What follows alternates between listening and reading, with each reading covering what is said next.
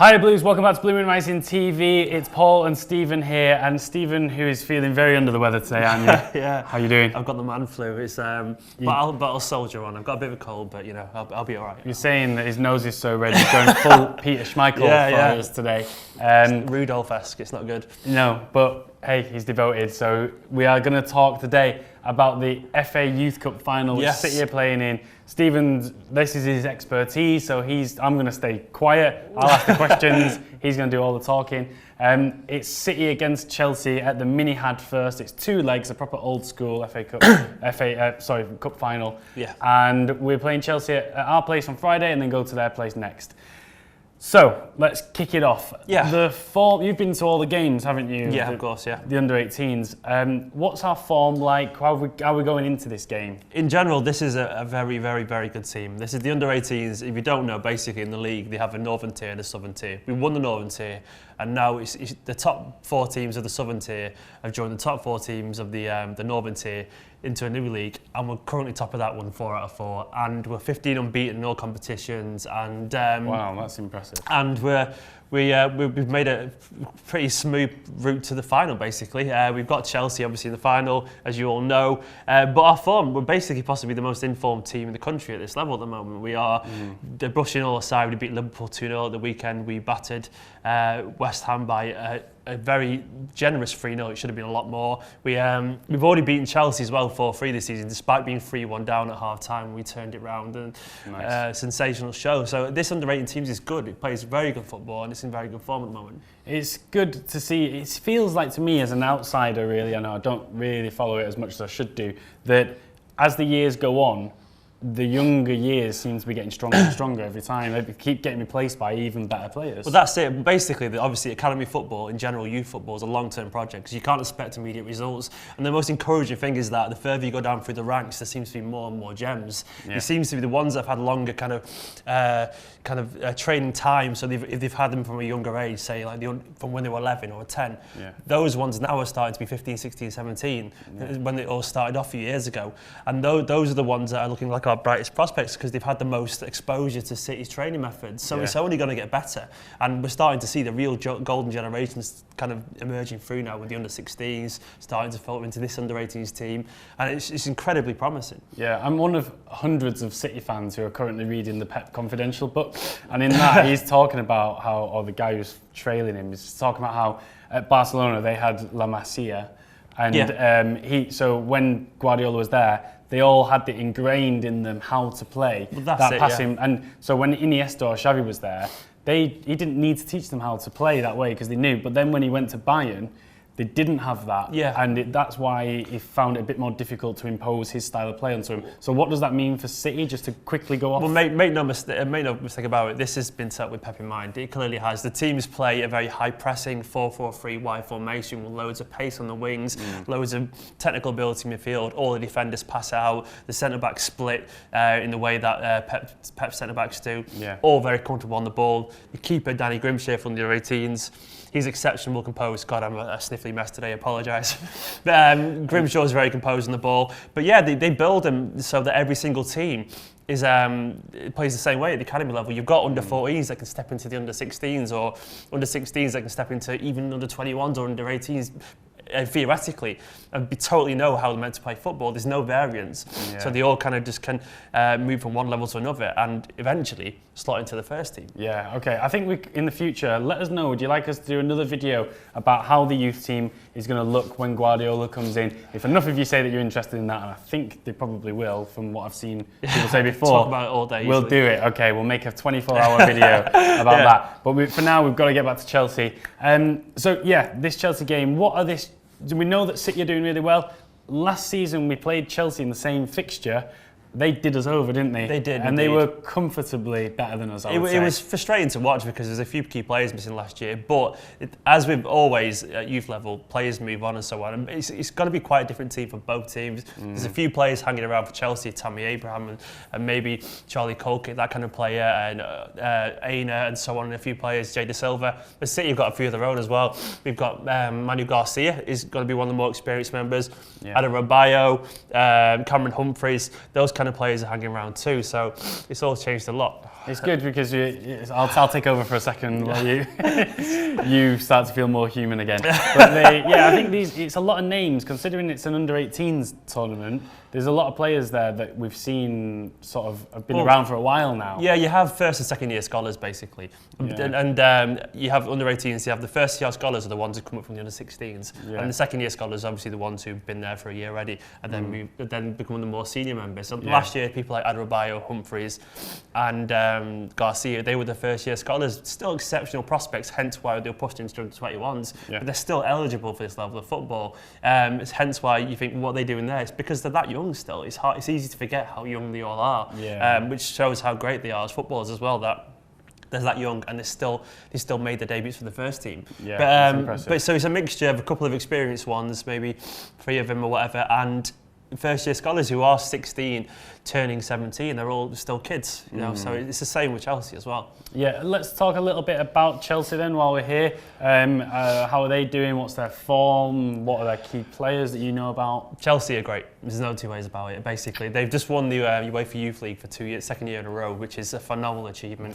They've got an incredible academy set up. They produce great footballers, loads of technical ability, loads of pace, loads of strength. They're not just big players, they play football the right way. They score a lot of goals. Tammy Abraham scores for fun in that level. Charlie Colquitt creates. They've got Masondi's just gone on loan out, but he was another exceptional player.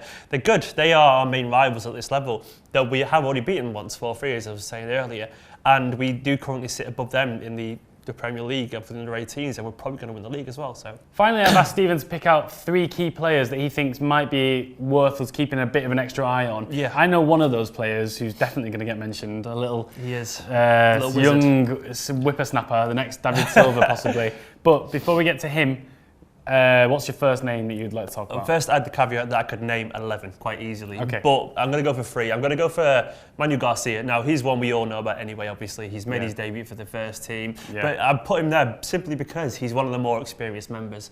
And he's going to be the kind of player that the younger lad's going to be looking up to because he's been there, he's scored for the first team, he's made a few appearances, and he knows what it takes now because he's been here last season as well. He's been in the final last year. So if he links up well with Davenport in midfield, who is a phenomenally talented little defensive midfielder and Manchester City fan, which is always nice. If those two hold the midfield properly, then that's going to be a big part of the game for us, that ability to keep the ball there. So he's a big part of how we play and could be a game changer for us. Who's the next name you've got for us then, Stephen? I've gone for Lucas Nemanja. Now, if you don't know much about under-18s football, Lucas is a fantastic striker. I've seen him basically, I saw him his first game at under-18s level last season, at the tail end of last year. He was just 15 then, but this season he's a first year scholar, so he's with the team properly now, and he's grown so much, and quite literally that's the best thing about academy football for me, is you see how they develop game by game, week by week. They get bigger, they get stronger, and they improve, and you can see them learning. Now, he started off as a striker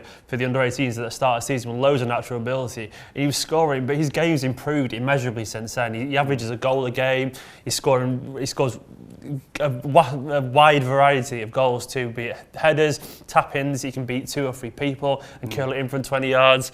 Or he can finish coolly one-on-one. And he scored a few for the EDS as well when he's promoted up a level. So he plays for England too, and he has a fantastic ability just to run straight at defences, and he's a phenomenal young talent. Do you think that he's one of the names that could, if you were to gamble on someone netting on Friday?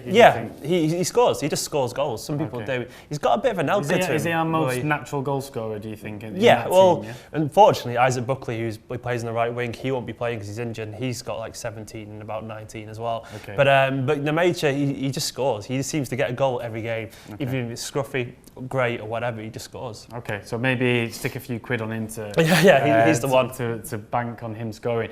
And the final name, now this is one which I knew was going to be here. It's the player we're all getting very excited about. We're watching lots of YouTube clips all over Twitter. He's dancing around like a little genius, and it is the little sprightly Brahim DIAZ. Brahim DIAZ, yeah. Now this boy is a magician. He is the brightest process I've seen at the academy, and I've seen a lot. He's ahead of people like Garcia, Tosin Adarabioyo, Barker, Selena. In my opinion, he's a gem. He's a gem in our vast academy, and there's lots of gems there. Yeah. He's even been called up for Spain's under-17s Euro squad. Now, if you don't know much about youth football, they don't call up anyone outside their country. They don't call up players based abroad. Yeah, he's been called up, which says it all about how talented he is. Yeah. He's a phenomenal player. He's the kind of player who can just turn games on the head himself. He's only tiny, and the first time I saw him was pre-season in the flesh.